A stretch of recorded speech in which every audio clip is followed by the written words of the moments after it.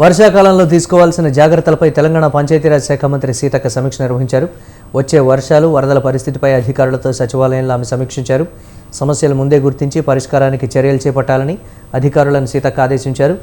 వర్షాలు, వరదల నేపథ్యంలో తీసుకోవాల్సిన రక్షణ చర్యలపై అధికారులను ఆమె అడిగి తెలుసుకున్నారు. మిషన్ భగీరథ పథకంలోని కొత్త, పాత కనెక్షన్లపై సీతక్క సమీక్షించారు. సమీక్షలో పంచాయతీరాజ్ ప్రధాన కార్యదర్శి, కమిషనర్, జిల్లా అధికారులు పాల్గొన్నారు. సంపూర్ణంగా సక్సెస్ చేసినందుకు మీ అందరికీ అభినందనలు తెలియజేస్తా ఉన్నాను. అదే విధంగా మంచినీటి సమస్య తర్వాత ఇప్పుడు ఇంకొక కొత్త రకమైనటువంటి సమస్యలు, ముఖ్యంగా దాదాపుగా మనకు గ్రామాలలో సర్పంచెస్ లేకపోవడంతో ఆ బాధ్యత అంతా కూడా మీ మీదనే పడ్డది.